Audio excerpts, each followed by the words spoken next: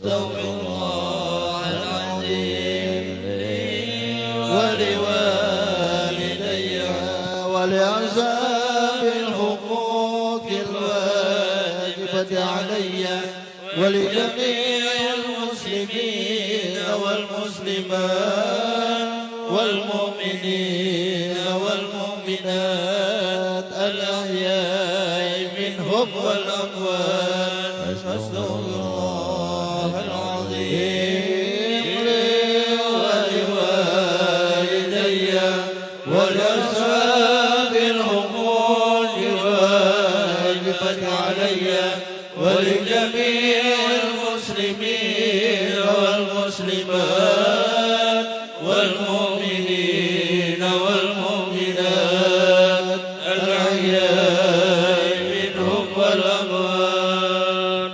لحضرة سيدنا رسول الله محمد بن عبد الله وأنصار رسول الله والمهاجرين مع رسول الله ثم إلى روح حسن المهاجر الله أحمد بن عيسى ثم إلى روح حسن الباقي المقدم محمد بن علي بن وصولهم وفرعهم ثم إلى روح الحبيب علي بن محمد بن حسين الحبشي ووالدينا ووالدهم وأمواتنا وأمواتهم وأموات المسلمين أجمعين إلى حضرة النبي الفاتحة.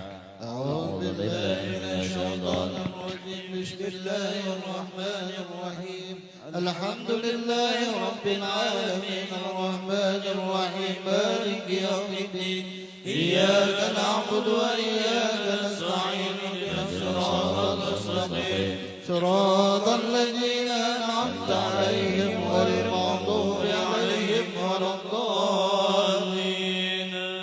فيا أيها الراجون منه شفاعة صلوا عليه وسلموا تسليما اللهم صل وسلم وبارك عليه وعلى أيها المشتاقون إلى رؤيا جماله صلوا عليه وسلموا تسليما اللهم صل وسلم وبارك عليه وعلى من يخضب وصاله يقظة ومناما صلوا عليه وسلموا تسليما اللهم صل وسلم وبارك عليه وعلى جنة ونعيم واسع لمن يصلي ويسلم ويبارك عليه اللهم صل وسلم وبارك عليه وعلى يا ربي صل على محمد أسرى بدر بالقول يسرى يا ربي صل على محمد يا ربي صل عليه وسلم يا ربي صل على محمد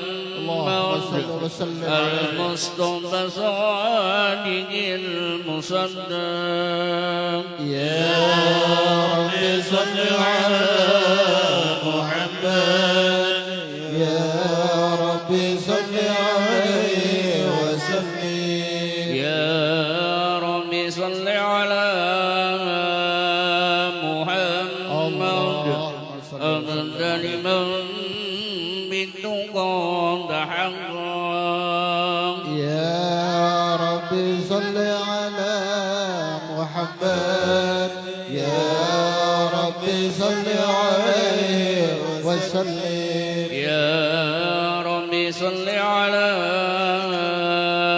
محمد واجمع من شر ما تفرق يا ربي صل على محمد يا ربي صل عليه وسلم يا ربي صل على محمد وابدأ من الخير كله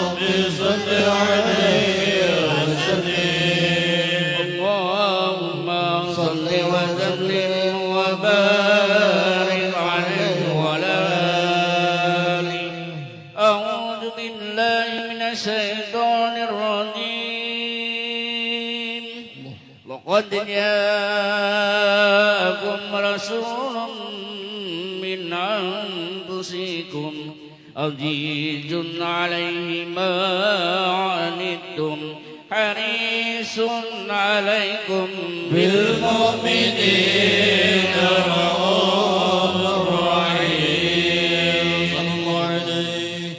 فإن تولوا فقل حسبي الله لا إله إلا هو عليه توكلت وهو رب العرش العظيم. إن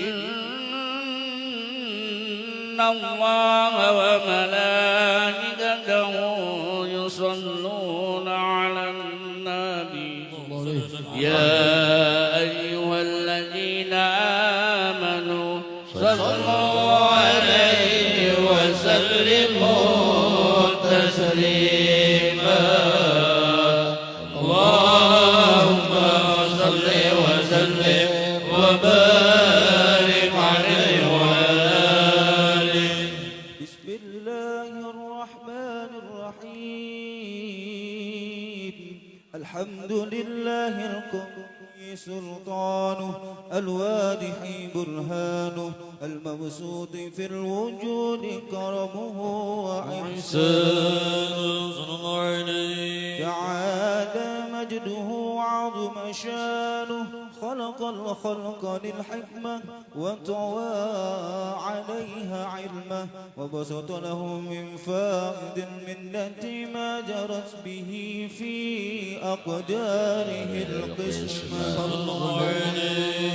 فأرسل إليهم أشرف خلقه وأجل عبيده رحمة تعلقت إرادته الأجلية بخلق هذا العبد المحمود فانتشرت آثار شرفه في عوالم الشهادة والغيوب فما أجل هذا المن الذي تكرم به المنان وما أعظم هذا الفضل الذي برز من حضرة الإحسان صورة كاملة ظاهرة المحمود صلى الله عليه فتعطرت أكناف الوجود وطرزت برد العوالم بتراز التكريم. اللهم صل وسلم واشرف الصلاة والتسليم على سيدنا ونبينا محمد الرؤوف الرحيم. اللهم صل وسلم وبارك عليه وعلى آله. السلام عليك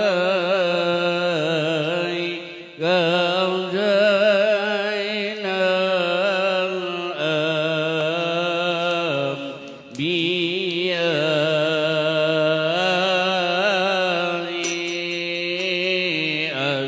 السلام عليك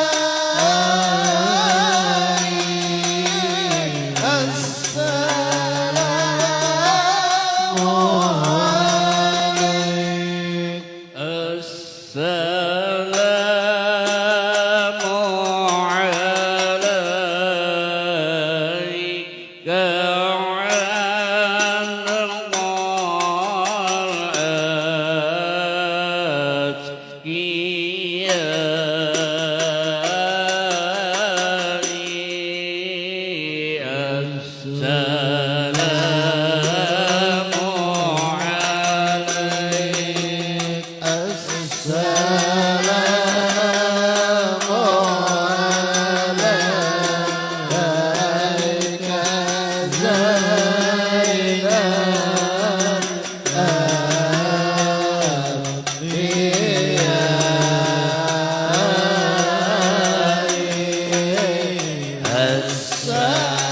الأتقياء السلام عليك السلام عليك زين الأنبياء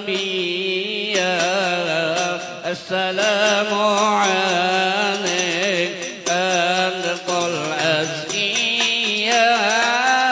السلام عليك زين الأنبياء السلام عليك خالق الأزكياء السلام عليك زين الأنبياء السلام عليك خلق الأزكياء السلام عليك زين الأنبياء السلام عليك خلق الأزكياء السلام عليك من رب السماء السلام عليك من رب السماء السلام عليك أحمد يا حبيبي السلام عليك أحمد يا حبيبي السلام عليك زين الأنبياء السلام عليك خلق الأزكياء السلام عليك زين الأنبياء السلام عليك أصدق الله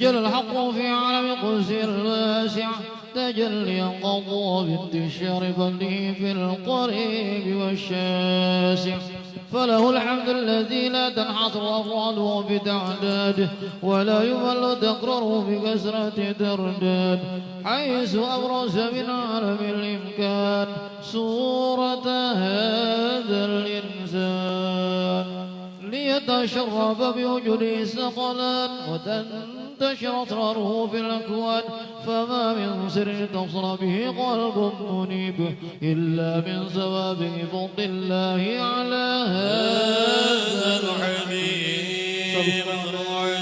يا لقلب سروره قد توالى بحبيب عم الأنام نوالا جل من شرف الوجود بنور غفر الكون بهجة وجمالا قد ترقى في الأرض على مقام وتناهى بمجده وتعالى لاحظته العيون بمجدلته بشرا كاملا يزيغ الضلال وهو بفوق وقدره رفعة في شؤونه وكماله فسبحان الذي أبرز من حضرة الامتنان ما يعزز عن وصفه اللسان ويعر في تعقل معاني الجنان انتشر منه في عالم البطون والظهور ما ملأ الوجود الخلق النور فتبارك الله من إله كريم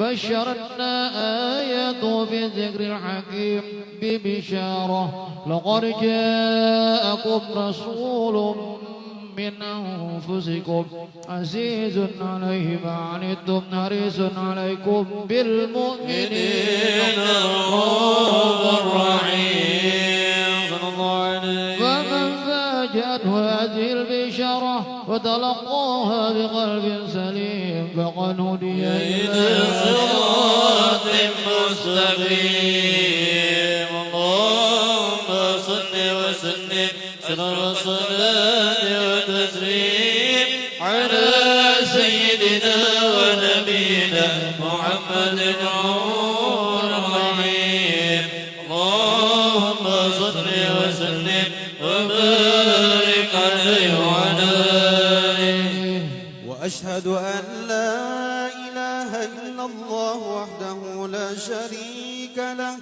شهادة تعرب بها اللسان عما تضمنه الجنان من التصديق بها والإذعان تثبت بها في الصدور من الإيمان قواعده وتلوح على أهل اليقين من سر ذلك الإذعان والتصديق شواهده وأشهد أن سيدنا ونبينا وحبيبنا وشفيعنا وقرة أعيننا محمدا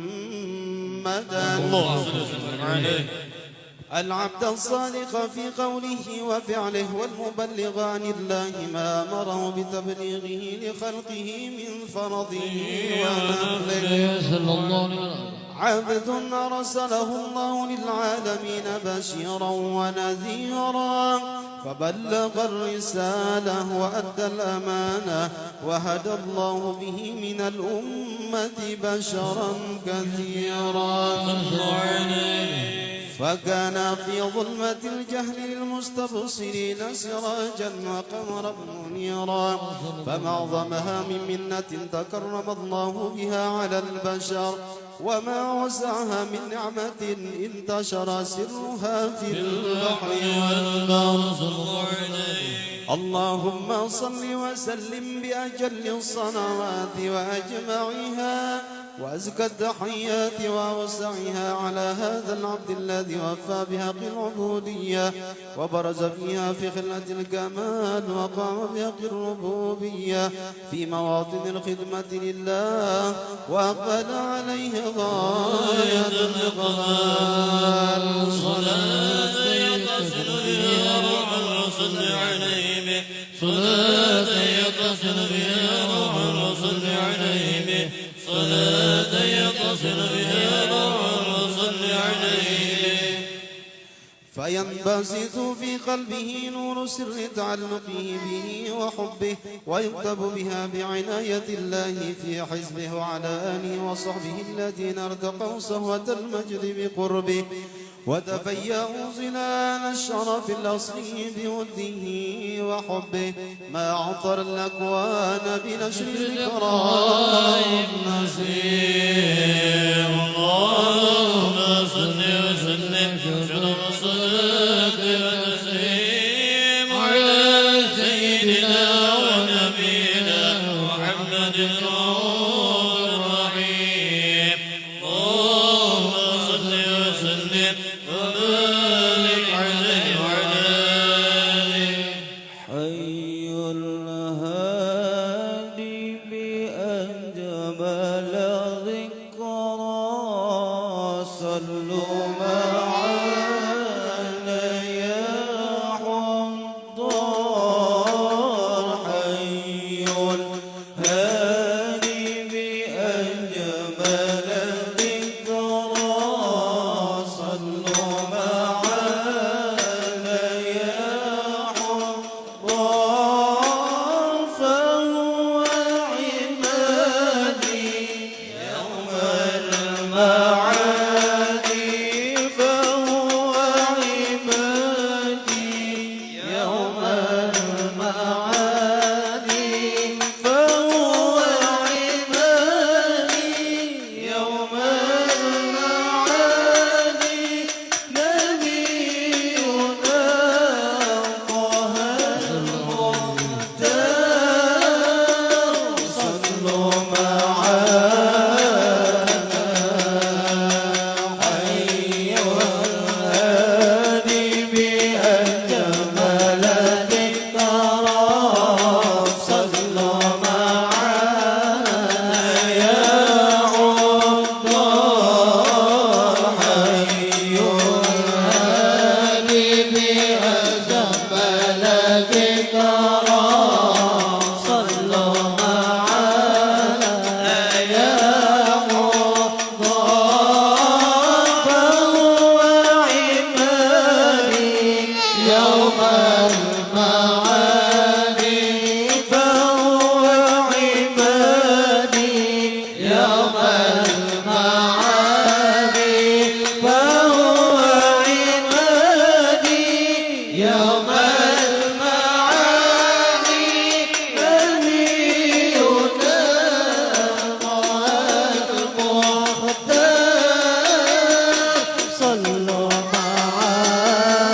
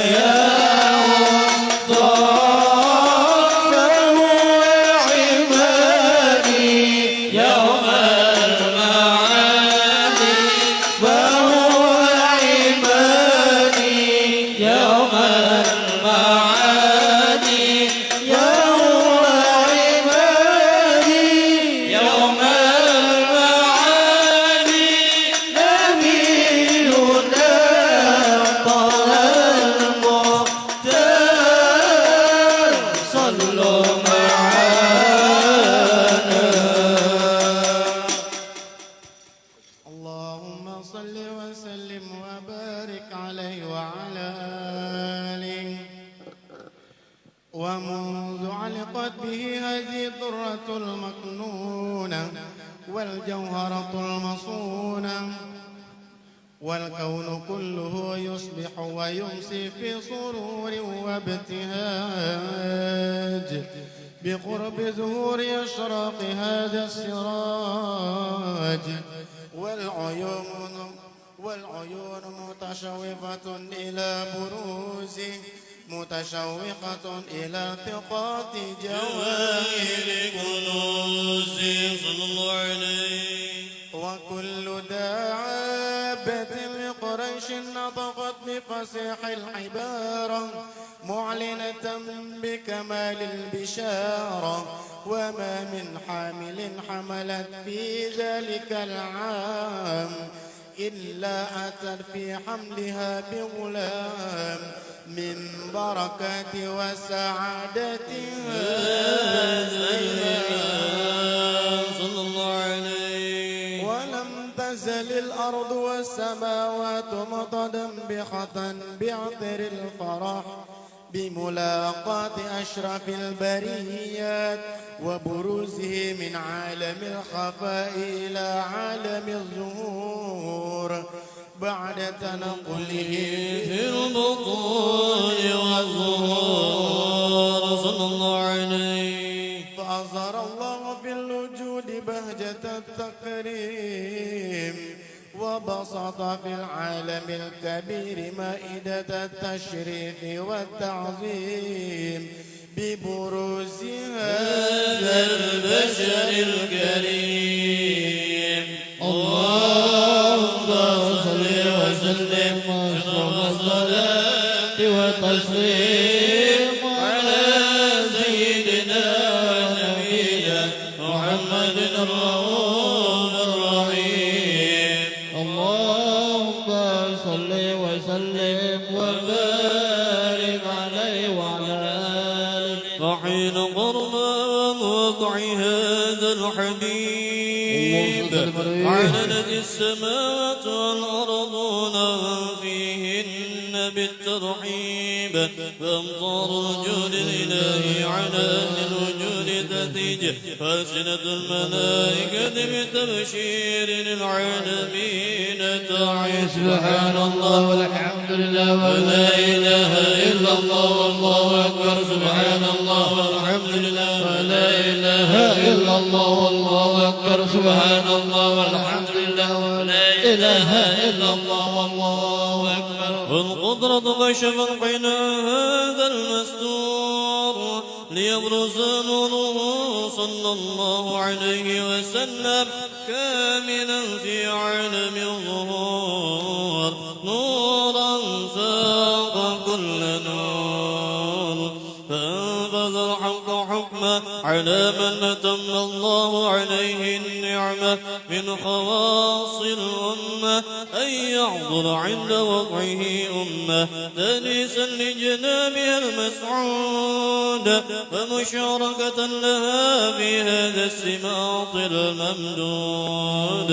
وحضرا بتوفيق الله سيدة مريم وسيدة آسيا ومعهما من الحور العين فانقسم الله له من الشرب بالقسمة الوافية فأتى الوقت الذي رتب الله على حضوره وجود هذا المولود فانفلق صبح الكمال من النور عن عمود فبرز الحامد المحمود مذعنا لله بالتعظيم والسجود. صلى الله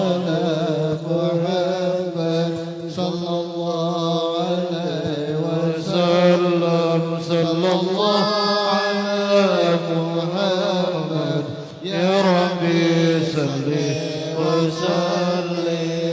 يا نبي سلام عليك يا رسول سلام عليك.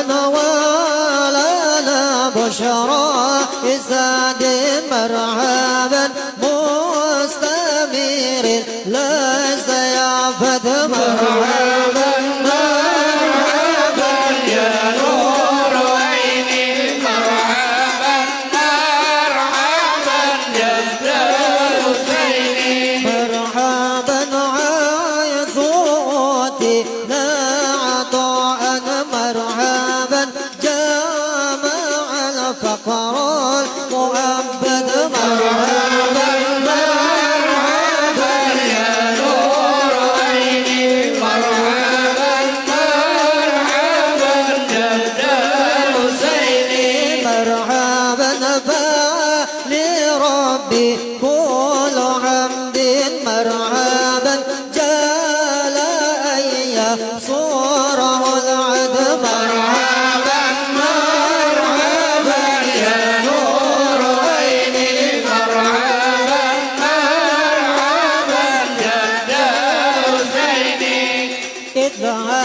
ذهبنا بوجود المرحبا مرحبا مصطفى الهادي محمد مرحبا مرحبا مرحبا يا نور العين مرحبا مرحبا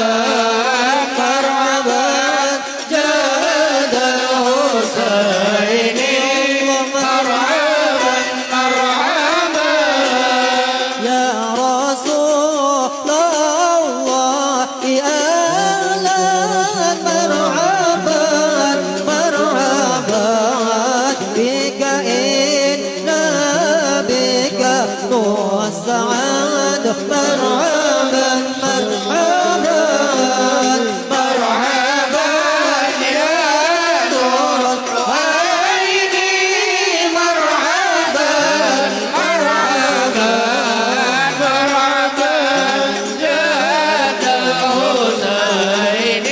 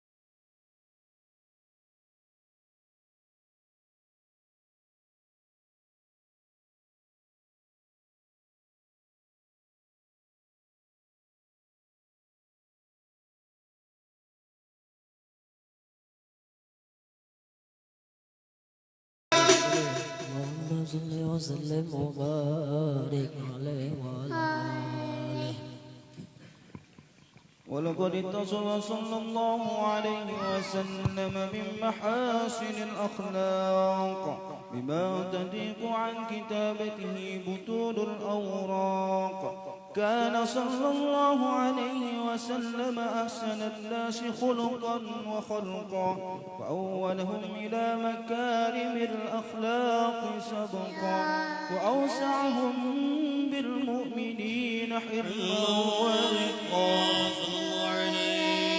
برا رؤوفا لا يقول ولا يفعل إلا معروفا له الخلق السهل واللفظ المحتوي على معنى الجزل إذا دعاه المسكين أجابه إجابة معجلة صلى الله عليه. وهو الأب الشفيق الرحيم باليتيم والأرملة وله مع سهولة أخلاقه الهيبة القوية التي ترتعد منها فرائس الأقوياء من البرية.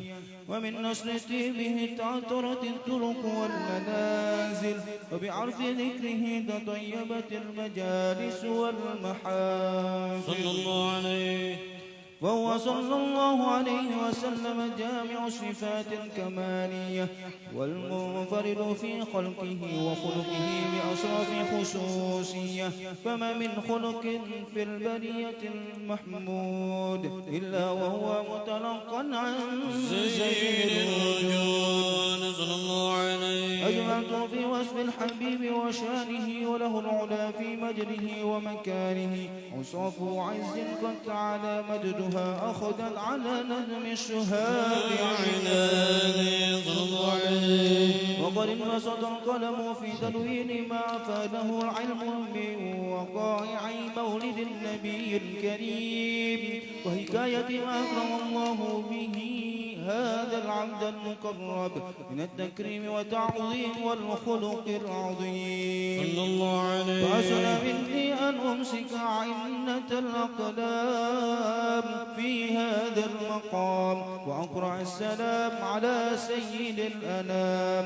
السلام عليك أيها النبي ورحمة الله وبركاته. السلام عليك أيها النبي ورحمة الله وبركاته.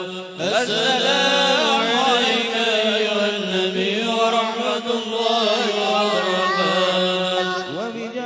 وبذلك يحسن الختم كما يحسن التقديم وعليه أفضل الصلاة والتسليم.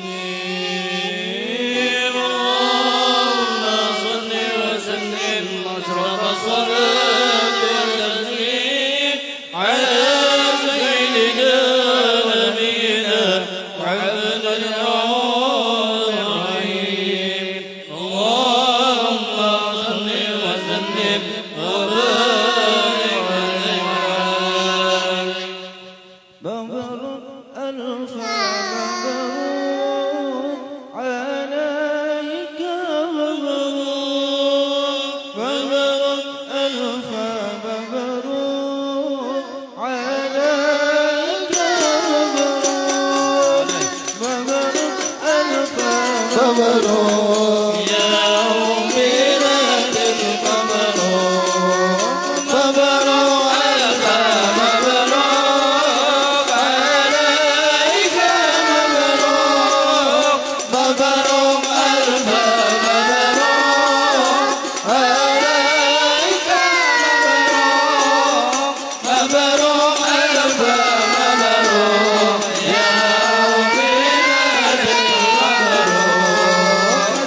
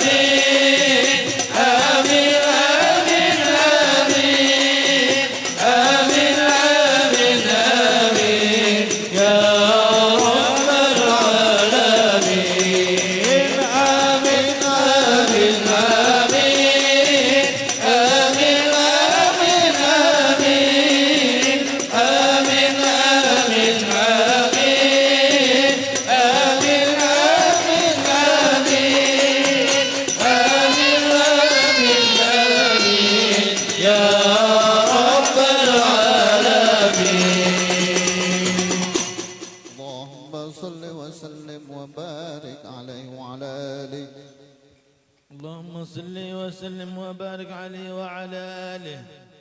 ولما نظم الفكر من دراري الأوصاف المحمدية عقودا توجهت إلى الله متوسلا بسيدي وحبيبي محمد صلى الله عليه وسلم أن يجعل سعي فيه مشكورا وفعلي فيه محمودا، وأن يكتب عملي بالأعمال المقبولة وتوجهي في التوجهات الخالصة والصلات الموصولة.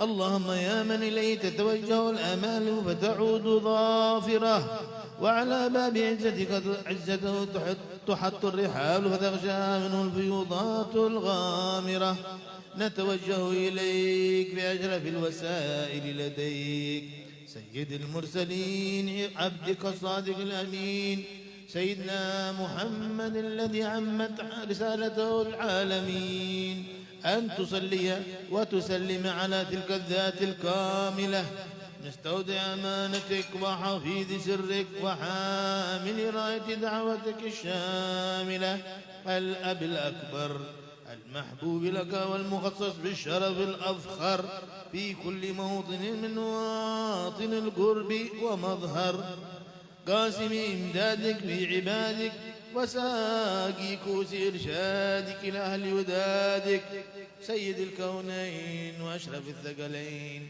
العبد المحبوب الخالص المخصوص منك بأجل الخصائص. اللهم صل وسلم عليه وعلى آله وأصحابه وأهل حضرتك تربي من أحبابه. اللهم إنا نقدم إليك جاه هذا النبي الكريم ونتوسل إليك بشرف مقامه العظيم أن تلاحظنا في حركاتنا وسكناتنا بعين عنايتك، وأن تحفظنا بجميع أطوارنا وتقلباتنا بجميل رعايتك وحصين وقايتك، وأن تبلغنا من شرف القرب إليك وإلى هذا الحبيب غاية آمالنا، وتتقبل منا ما تحركنا به من نياتنا وأعمالنا، وتجعلنا بحضرة هذا الحبيب من الحاضرين وفي طرائق اتباع من السالكين، ولحقك وحقه من المؤدين ولعادك من الحافظين. اللهم إننا أطماعا في رحمتك الخاصة فلا تحرمنا، وظنونا جميلة هي وسيلتنا إليك فلا تخيبنا. آمنا بك وبرسولك وما جاء به من الدين، وتوجهنا به إليك مستشفعين أن تقابل المذنب منا بالغفران والمسيء بالإحسان والسائل بما سأل والمؤمل بما أمل، وأن تجعلنا ممن نظر هذا الحبيب ووازره وغالاه وظاهره وعم ببركته وجري وجهته أولادنا ووالدينا وأهل قطرنا ووادينا وجميع المسلمين والمسلمات والمؤمنين والمؤمنات في جميع الجهات، وأدم راية الدين القويم في جميع الأطوار منشورة، ومعالم الإسلام والإيمان بأهلها معمورة معنى وصورة، واكشف اللهم كربة المكروبين واقض دين المدينين واغفر للمذنبين وتقبل توبة التائبين، وانشر رحمتك على عبادك المؤمنين أجمعين، واكف شر المعتدين والظالمين، واسد العدل بولاة الحق في جميع النواحي والأقطار، وأيدهم بتأييد من عندك نصر على المعاندين من المنافقين والكفار، واجعلنا يا رب بالحزن العظيم من جميع البلايا وبالحفظ المكين من الذنوب والخطايا، وأدمنا بالعمل بطاعتك والصدق في خدمتك قائمين، وإذا توفيتنا وتوفنا مسلمين مؤمنين، واختم لنا منك بخير أجمعين. وصل وسلم على هذا الحبيب المحبوب الأجسام والأرواح والقلوب وعلى آله وصحبه ومن إليه منسوب، وآخر دعوانا أن الحمد لله رب العالمين. سبحان ربك رب العزة عما يصفون وسلام على المرسلين والحمد لله رب العالمين في كل لحظة أبدا.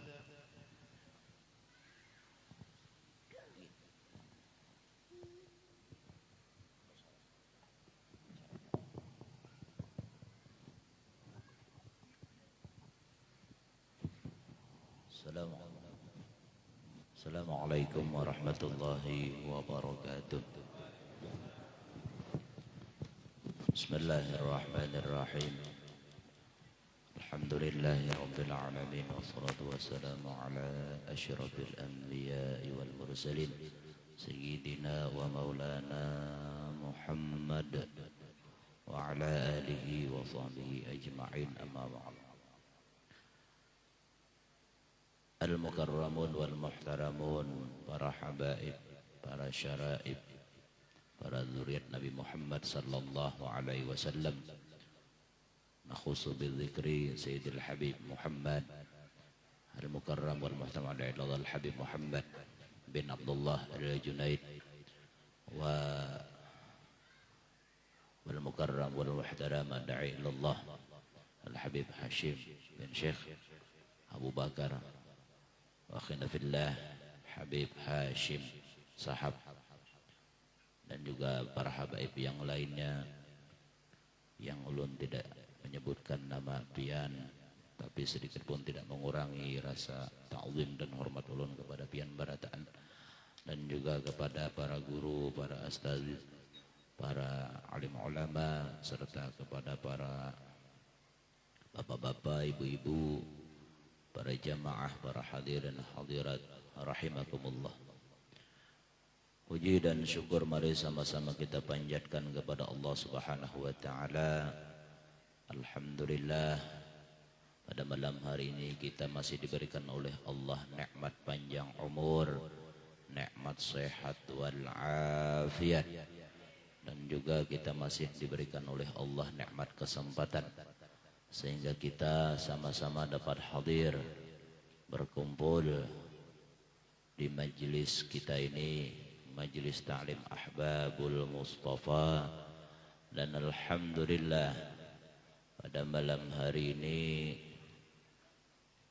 kita kembali sangat bergembira karena kedatangan tamu, kedatangan orang-orang yang mulia, yaitu para zuriat Nabi Muhammad sallallahu alaihi wasallam.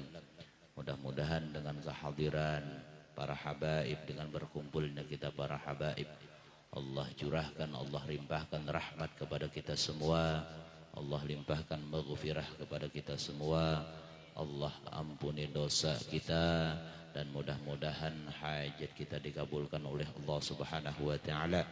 Dan mudah-mudahan berkat berkumpul para habaib nanti fi yaumil qiyamah kita bisa mendapatkan syafaat Nabi Muhammad sallallahu alaihi wasallam. Salawat dan salam semoga selalu Allah curahkan dan limpahkan kepada junjungan kita, habibina wa syafi'ina wa nabiyina sayyidina Muhammad sallallahu alaihi wasallam beserta keluarga, sahabat, dan pengikut-pengikut beliau ila yaumil qiyamah. Jamaah rahimakumullah, untuk tahlil nanti kita bacakan di malam Rabu akan datang untuk yang kirim nama. Jadi kita malam ini langsung mendengarkan ceramah agama atau nasihat-nasihat agama yang pada malam hari ini akan disampaikan oleh Al-Mukarram wal Muhtaram Ad-Da'i Ilallah Al-Habib Muhammad bin Abdullah Al-Junaid, dan insyaallah akan diterjemahkan oleh Al-Mukarram wal Muhtaram Ad-Da'i Ilallah Al-Habib Hashim bin Syekh Abu Bakar. Kepada Al-Mukarram kami persilahkan. Allahumma salli ala Sayyidina Muhammad.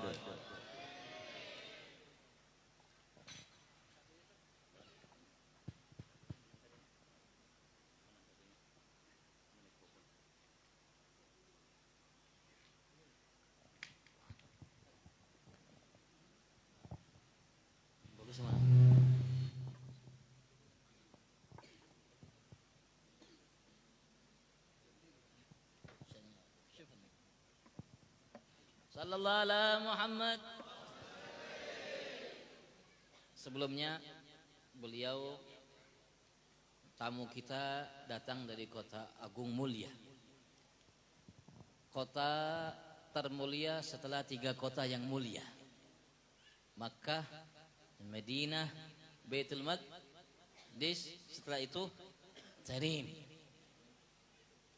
dan Hadramut secara umum, Tarim secara khusus.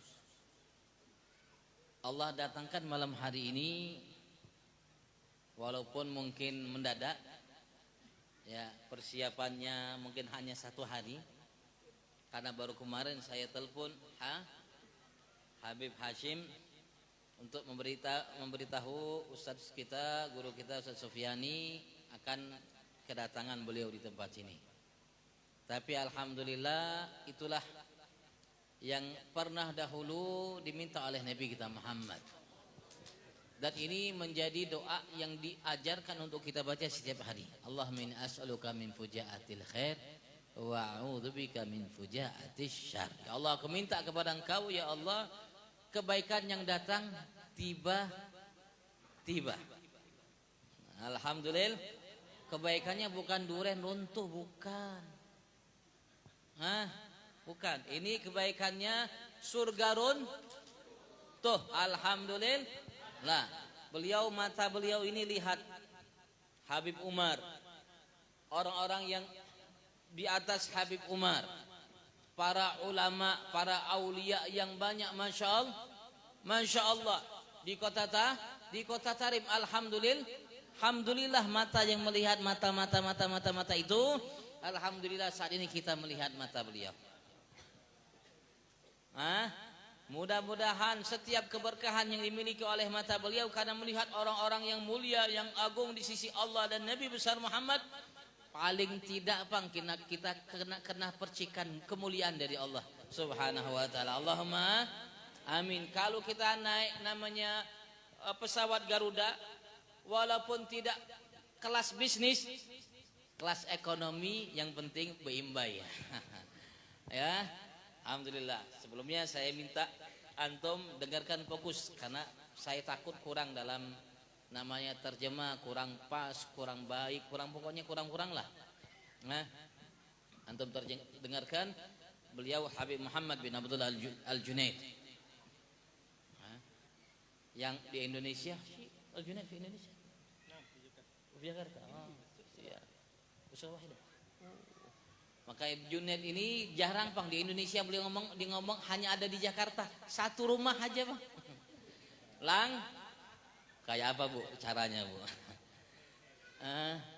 Langka ini Al-Junaid. Alhamdulillah yang banyak di Singapura. Yang banyak Al-Junaid di Singapura. Ya, kita dengarkan dari Habib Muhammad bin Abdullah Al-Junaid. Salah satu ya orang yang dekat dengan Habib Umar juga. Dipercayakan untuk namanya memimpin Majlis Al-Muwasalah.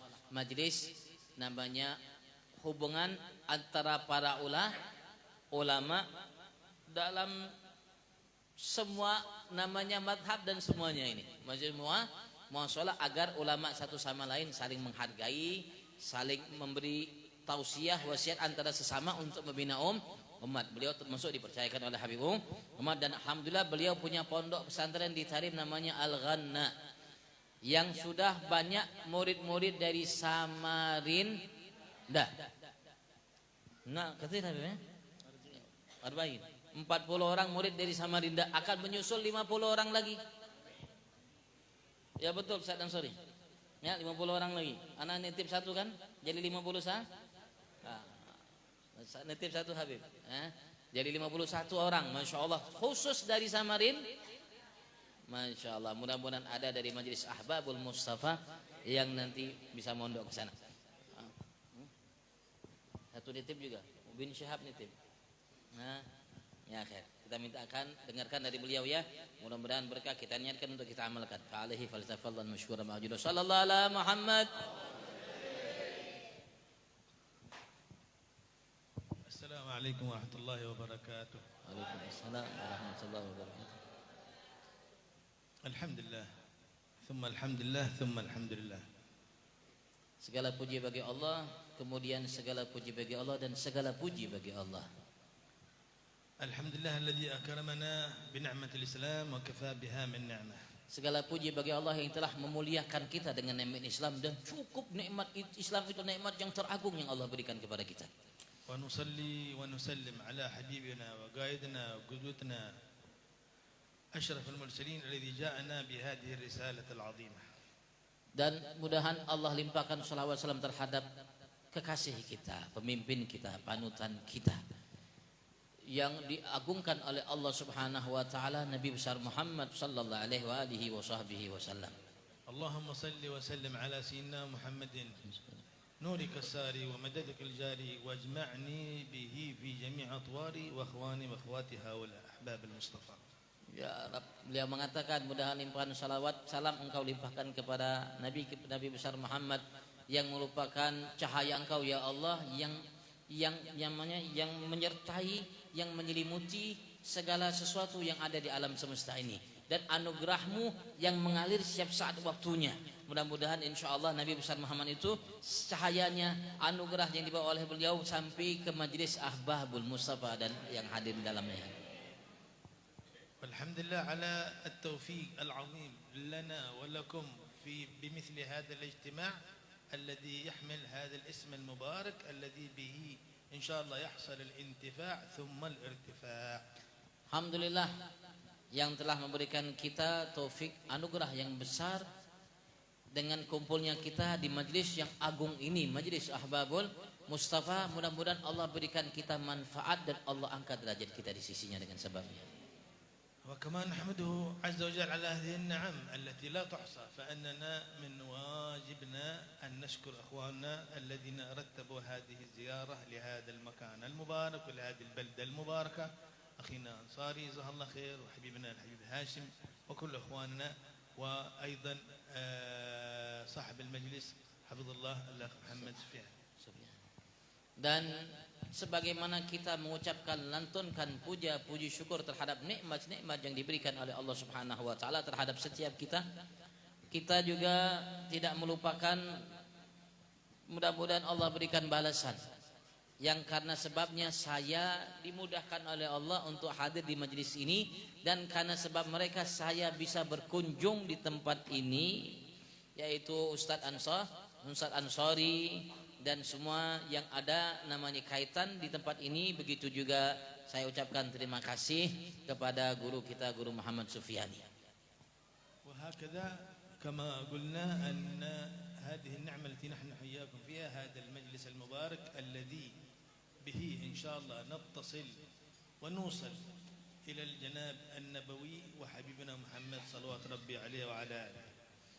Begitu juga mudah-mudahan harapan saya berkat majlis ini Ahbabul Mustafa, ini ada Habib Ustaz Sufyani dan Habib Hashim, kita bisa mendapatkan manfaat yang besar sehingga kita bisa memiliki ikatan hubungan yang erat, yang kuat, yang dekat dengan Nabi kita Muhammad sallallahu alaihi wasallam.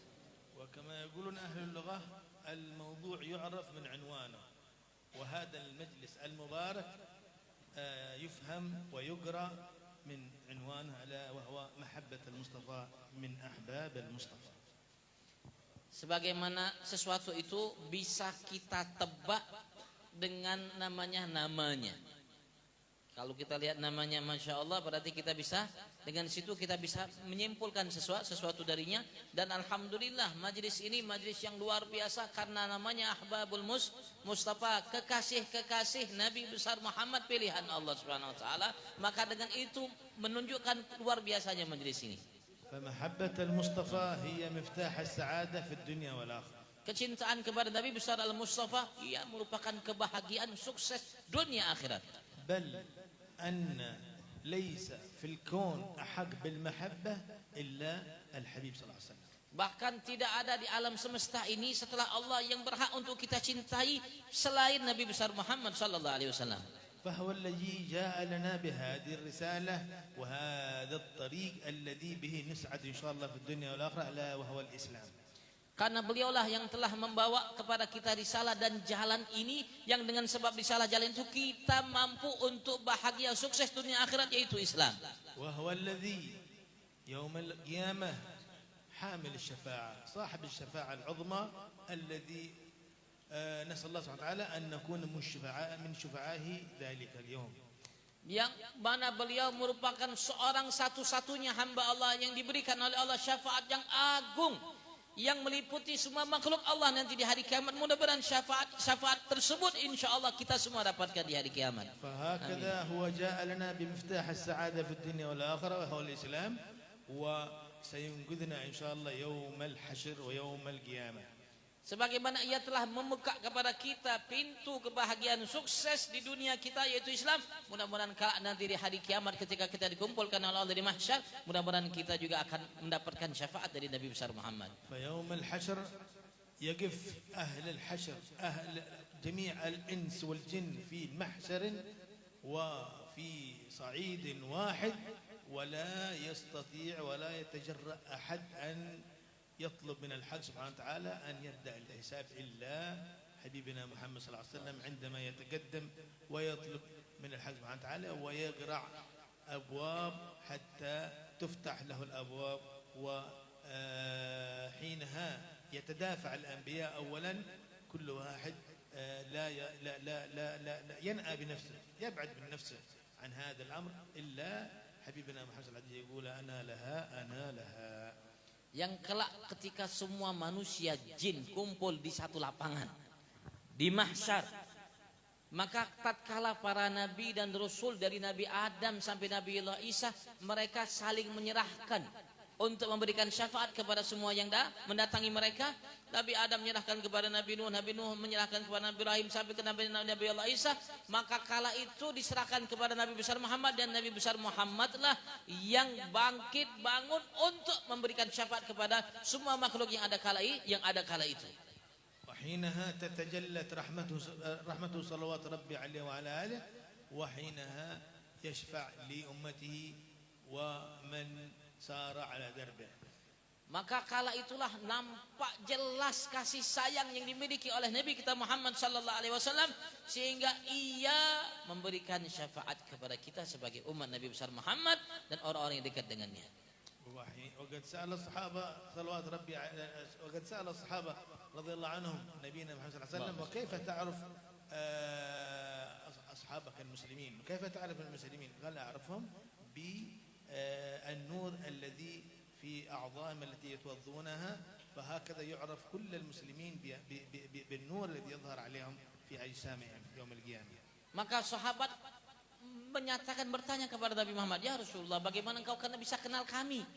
Sedangkan ini kala itu kumpul semua makhluk yang banyak. Rasulullah mengatakan aku akan mengenal kalian dengan sebab bekas wudu yang pernah kalian lakukan ketika kalian hidup di dunia itu, dengan sebab wudu yang dengan wudu itu kita melaksanakan sholat, dengan sebab wudu itulah yang menampakkan cahaya dari anggota tubuh kita. Rasulullah mengenal kita di hari itu.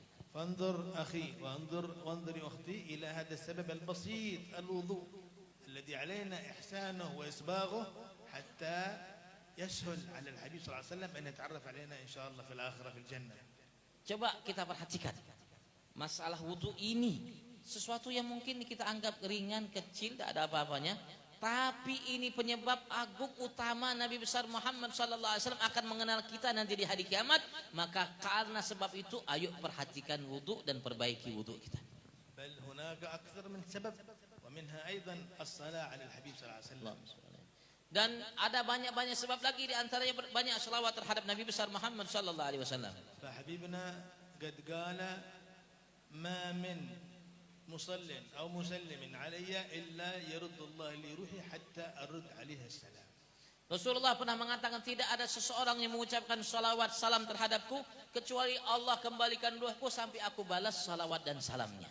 فيا أحباب المصطفى كلما اجتمعتم هنا وصليتم على الحبيب صلاة واحدة فهي تصل إليه وهو يرد السلام على كل واحد منكم فردا.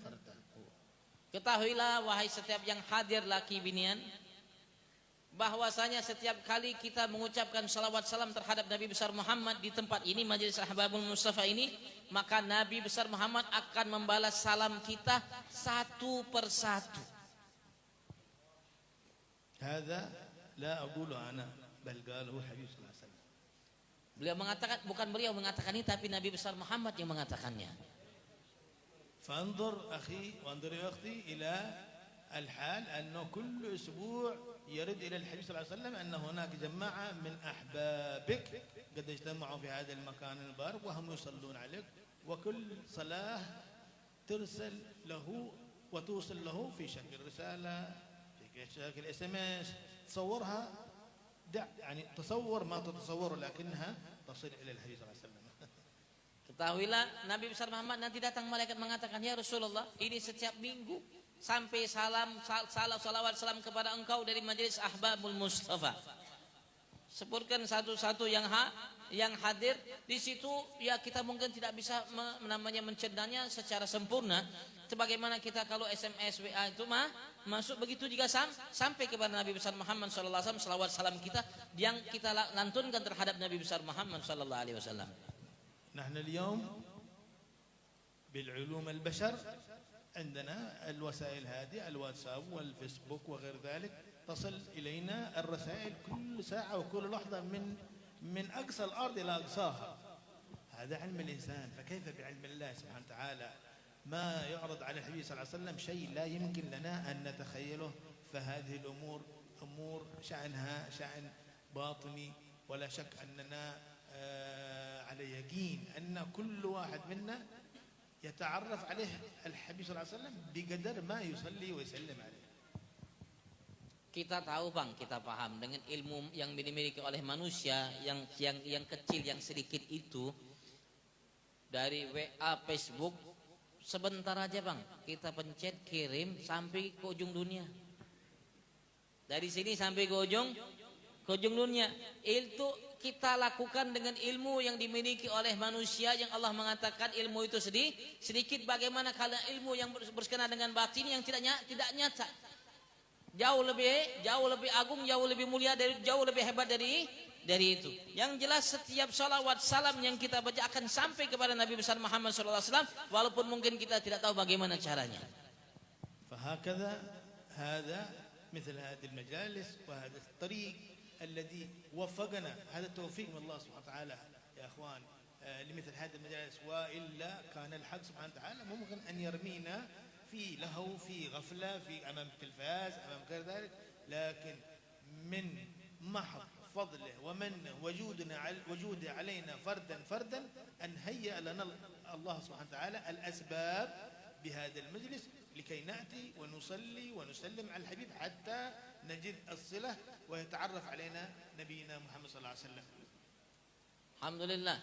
Saya tadi kan pesannya dengarkan dari beliau. Pak Lumpang masih bebal. Waluh. Belum meningkat lagi wala, masih waluh nih. Magamnya masih waluh. Beliau mengatakan tadi yang saya pahami bahwasanya berkat majelis ini dan sebab kita kumpul di majelis ini, sebab Ustaz Sufyan, Habib Hashim dan lain sebagainya, Pak Jais dan lain sebagainya, sehingga kita kumpul di tempat ini. Dan di tempat ini kita memperbanyak salawat salam terhadap Nabi kita Muhammad sallallahu alaihi wasallam yang merupakan taufik hidayat dari Allah kepada kita. Karena Allah inginkan kebaikan untuk setiap kita. Kalau tidak, Allah akan lempar kita ke tempat-tempat yang tidak ada manfaatnya, di depan TV, di depan HP dan lain sebagainya. Tapi alhamdulillah Allah dari kita di tempat ini, kita perbanyak salawat salam terhadap Nabi besar Muhammad, dan kadar banyaknya salawat salam kita terhadap Nabi Muhammad akan mengenal kita. فهكذا تعددت الأسباب التي يقدمها الحق سبحانه وتعالى لنا لكي ننال الصلة والتعرف منه ومن حبيبه علينا. الوضوء، الصلاة والسلام على الحبيب صلى الله عليه وسلم، وهذا بمحض فضله ومنه وجوده، وبل أن نبينا محمد صلى الله عليه وسلم قال للصحابة يوما ما أن عندما ذكر أمامه وقال لهم أنتم أحباب أصحابي وهؤلاء هم أخواني. فالحمد لله على هذا العطاء منه سبحانه وتعالى. Ya Rabbi. Lalu sedikit tadi mengatakan yang saya pahami, ini anugerah yang Allah berikan kepada kita, yang agung, yang luar biasa, yang hebat, yang Nabi besar dahulu pernah merindukan kita. Nabi Muhammad dahulu di hadapan para sahabat beliau mengatakan pernah merindukan kita. Sampai Nabi besar Muhammad SAW mengungkapkan kerinduan itu di depan para sahabat Nabi besar Muhammad. Sampai Rasulullah mengatakan alangkah rindunya aku dengan para saudara-saudaraku. Sahabat mengatakan ya Rasulullah kamilah saudara-saudara engkau. Rasulullah mengatakan kalian sahabat-sahabatku, saudara-saudaraku, orang-orang yang datang setelahku nanti, termasuk yang hadir di majelis ini. فيا أحباب المصطفى الحمد لله إذا أدركنا أننا بمثل هذه الأعمال نتقرب إلى الله سبحانه وتعالى وننال المحبة للحبيب صلى الله عليه وسلم. علينا أن نشمر ونزيد من ذلك لكي نقرب أكثر وأكثر ونزداد محبة أكثر وأكثر حتى يتعرف علينا صلوات ربي عليه وعلى آله علينا أكثر وأكثر. Alhamdulillah, nikmat yang besar yang Allah berikan kepada kita di tempat ini, yang dengan sebabnya kita bisa mengenal lebih Nabi kita Muhammad sallallahu alaihi wasallam dan mengenal Tuhan kita Allah dan lebih mendekat kepada Allah dan Nabi besar Muhammad. Maka harus kita berusaha untuk lebih mengenal Nabi Muhammad, lebih memperbanyak salawat kepada Nabi Muhammad, lebih mengenal Tuhan kita Allah Subhanahu wa ta'ala. Setiap kali kita hadir majelis ini kita akan namanya berusaha untuk lebih sehingga Nabi besar Muhammad dan Allah lebih mengenal kita. ولا نكتفي بالصلاة والسلام عليه في هذا المجلس فقط. أنت الآن أصبحت من أحباب المصطفى وهذا الاسم يلزمك أن تكون على درجة عالية من المحبة التي يجب أن تتجلى في حرصك الدائم ولهج لسانك بالصلاة والسلام عليه في كل لحظة وحين وفي كل يوم. Antum hadir di majelis Ahbabul Mustafa, namanya hebat luar biasa, kekasih-kekasih Nabi besar Muhammad pilihan Allah. Maka tugas antum bukan hanya salawat salam di majelis saja. Maka tugas antum untuk salawat salam terhadap Nabi besar Muhammad di setiap saat waktu antum, setiap detik antum dimanapun antum berada, antum harus banyak memperbanyak salawat salam terhadap Nabi besar Muhammad sallallahu alaihi wasallam, karena nama majlis ini luar biasa agung di sisi Allah Subhanahu wa taala. فماذا يعني أن نكون من أحباب المصطفى؟ أي أننا من أهل المحبة للمصطفى صلى الله عليه وسلم، وهذه المحبة يجب علينا أن تزداد وتزداد. هذه المحبة التي ليس لم تغزو ولم تمتلئ بها قلوب البشر بل حتى امتدت إلى الجمادات. Kita sebagai namanya yang rutin hadir di majelis Ahbabul Mustafa harusnya memiliki kecintaan terhadap Nabi besar Muhammad sallallahu alaihi wasallam, yang selalu kita berusaha untuk menambahkan kecintaan itu setiap saat kita, dan kita jangan merasa cukup dengan apa yang ada, karena kecintaan kepada Nabi besar Muhammad itu bukan hanya dimiliki oleh kita manusia, bahkan jamadat benda-benda mati pun mencintai Nabi besar Muhammad sallallahu alaihi wasallam, sehingga jangan sampai kita kalah dengan namanya benda-benda mati yang ada dalam kecintaan kita kepada Nabi besar Muhammad sallallahu alaihi wasallam. وكتب الحديث والسير ملآنة بالقصص عن مظاهر وأحداث محبة الإنسان والحيوان بل وحتى الجماد لهذا الجناب النبوي نبينا محمد صلى الله عليه وسلم. Kitab-kitab sirah hadis banyak mengungkapkan, menceritakan kepada kita bagaimana para pencinta Nabi besar Muhammad sallallahu alaihi wasallam bahkan dikutipkan bukan hanya sekedar manusia, bahkan binatang, bahkan benda-benda yang mati, bebatuan, disebutkan bagaimana kecintaan mereka terhadap Nabi besar Muhammad sallallahu alaihi wasallam. والحقيقة أن أي إنسان إذا أحب شيء أو أحب إنسان فهو يتمنى أن يكون معه. Maka setiap kita, kalau kita cinta kepada seseorang atau apapun, maka kita akan selalu berusaha untuk selalu bersamanya. وهكذا حالنا أيضا. المفروض أننا إذا حبينا رسول الله فإننا نحب أن نكون معه. Begitu juga kita, kalau memang kita mengaku cinta kepada Nabi besar Muhammad, maka kita harus memiliki keinginan kuat untuk bersama Nabi kita Muhammad. في الدنيا والآخرة. Di dunia begitupun di akhirat.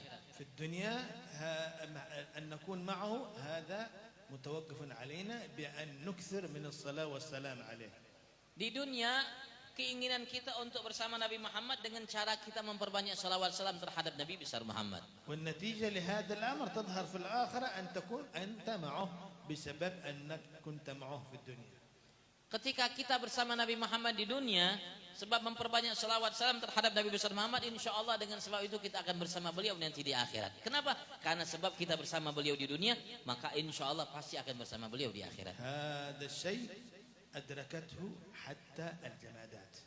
Ini sesuatu, ini arti bersama Nabi Muhammad di dunia sampai akhir itu bukan hanya kita, bahkan benda mati pun bersama Nabi Muhammad di dunia, kecintaannya bersama Nabi Muhammad mereka di akhirat. ذلك الجذع الذي كان يصعد عليه لخطبة الجمعة نبينا محمد صلى الله عليه وسلم عندما أوتي بالمنبر، أول منبر صنع للحبيب صلى الله عليه وسلم إلى المسجد، وبعد ذلك الجذع مسافة بسيطة، وصعد الحبيب صلى الله عليه وسلم إلى هذا المنبر، وفجأة امتلأ المسجد بصوت البكاء النحيب مثل الطفل الذي يبكي، وانزعج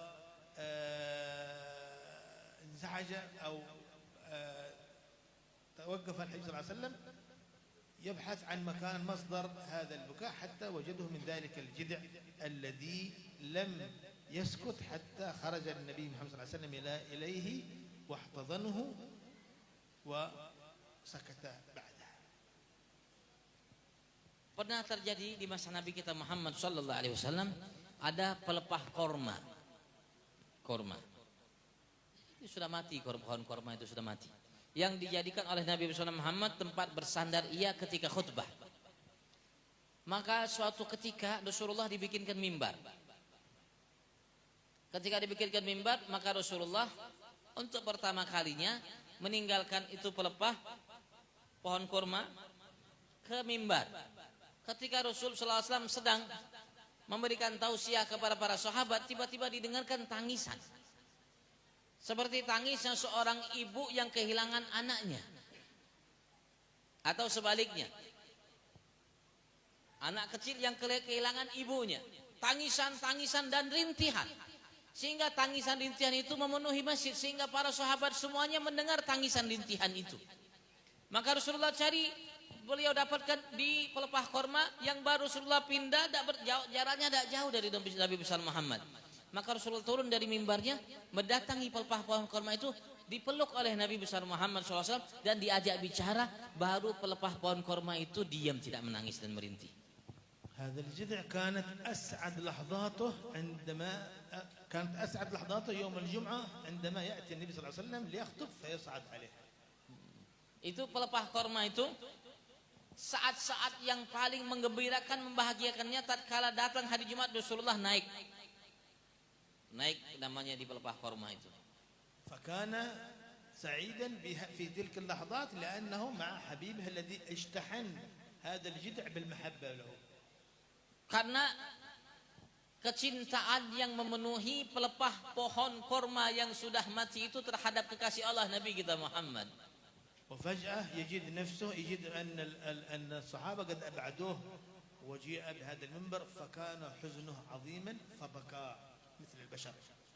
Maka tatkala dibikinkan mimbar, Rasulullah SAW tidak pakai lagi beliau, dijauhkan sedikit dari Nabi besar Muhammad SAW.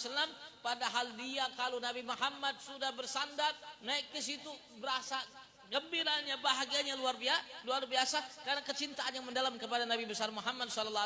Maka tatkala itu beliau berpisah dari Muhammad, maka merintih beliau karena berpisah dengan nabinya. ولم يسكت عن ذلك البكاء والنحيب حتى خرج الحبيب إليه وخيره بين أمرين، إما أن يعود شجرة خالدة إلى يوم الدين أو أن يكون معه في الجنة، فاختار هذا الجذع، هذا الجماد المشحون بالمحبة للنبي صلى الله عليه وسلم، اختار أن يكون مع النبي محمد صلى الله عليه وسلم في الآخرة في الجنة. Maka pelepah pohon kurma tadi tidak berhenti rintihannya kecuali setelah Nabi besar Muhammad memberikan dua pilihan kepadanya.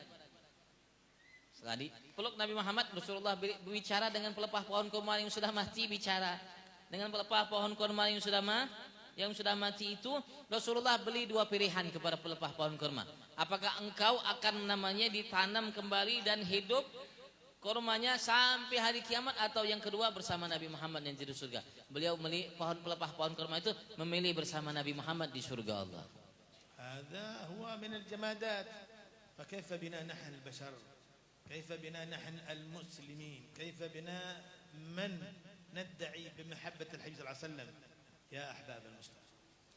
Ini benda mati, bagaimana kita sebagai seorang manusia, sebagai seorang muslimin. Wahai para pengaku pencinta-pencinta Nabi besar Muhammad yang ada di majelis Ahbabul Mustafa. نعم هذه المحبة التي كما قلنا هي السعادة في الدنيا والنجاح في الآخرة. Kecintaan kepada Nabi Muhammad sebagaimana kami nyatakan, ia merupakan kunci kesuksesan di dunia dan keselamatan di akhirat. وهي التي سوف تنجينا يوم القيامة فقط. Maka ialah yang akan menjadikan kita bisa selamat di hari kiamat. Itu saja. ذلك اليوم الذي يفر المرء من أخيه وأمه وأبيه ولا ينقذنا ولا ينجينا إلا هو الذي يقول أمتي. Di hari di saat kita nanti akan lari dari saudara kita, ayah bunda kita, tidak ada penyelamat bagi kita kecuali Nabi besar Muhammad yang mengatakan, ya Allah selamatkan umatku.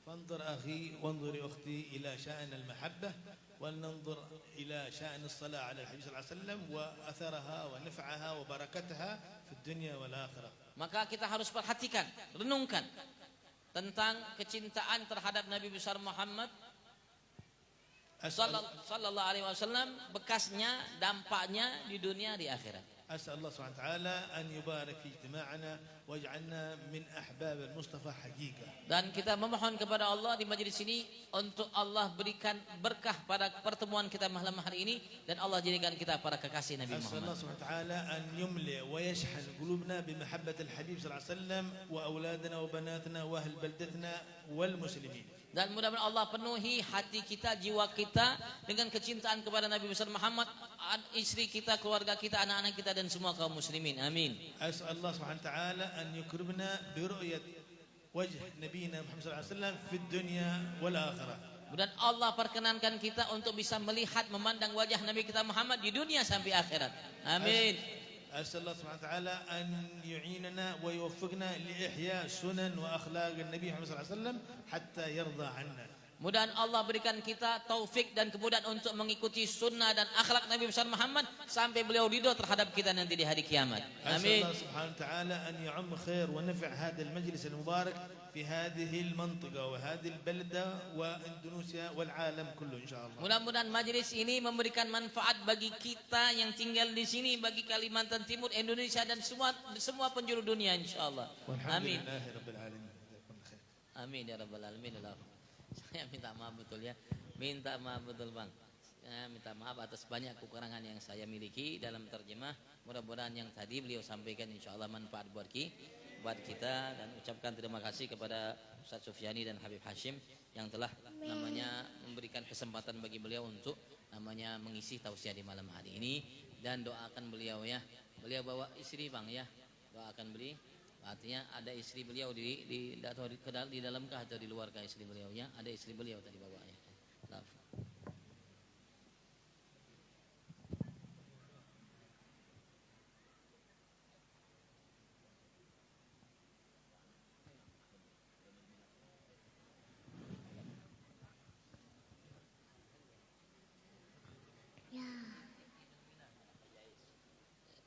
Mudah-mudahan Ananda Anas Malik yang berumur 6 tahun atau berulang tahun yang ke-6 bin Muhammad Jaizun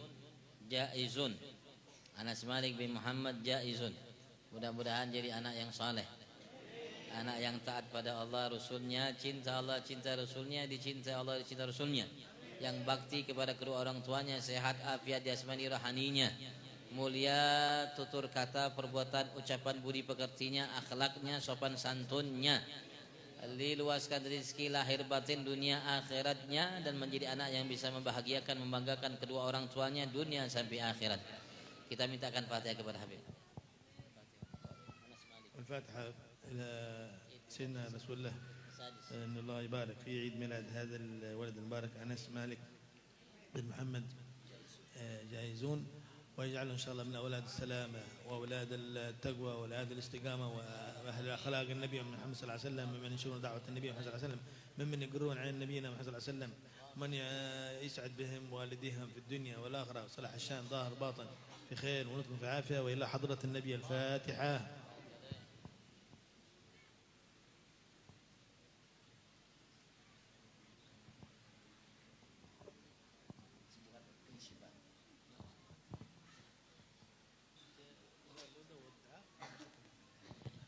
Dan Allah berikan kakak yang sedang sakit, Tutut Hartati binti Ngadiman Wifi, mudah-mudahan Allah sihatkan insyaallah. Angkat semua penyakitnya, lahir batin medis atau non medis, diberikan sehat afiat sepanjang umurnya, mudah-mudahan dijagakan insyaallah kesehatannya, diluaskan rezeki lahir batinnya, sampaikan semua hajatnya. Dan apapun kebaikan mudah-mudahan Allah limpah ruahkan dan mudahkan baginya fi afiyah. إلى حضرة النبي الفاتحة.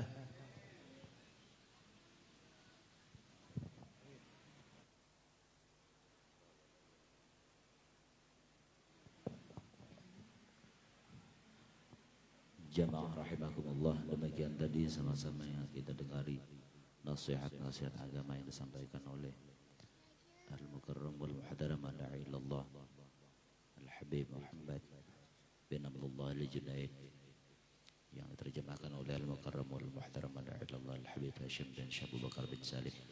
Mudah-mudahan dengan nasihat-nasihat beliau tadi menambah kecintaan kita kepada Nabi Muhammad sallallahu alaihi wasallam dan barataan kita nang hadir. Mudah-mudahan berkat Nabi selamat di dunia dan akhirat, dan kita baratan dicintai oleh Nabi Muhammad sallallahu alaihi wasallam. Demikian acara kita pada malam hari ini. Akhirul kalam, wassalamualaikum warahmatullahi wabarakatuh.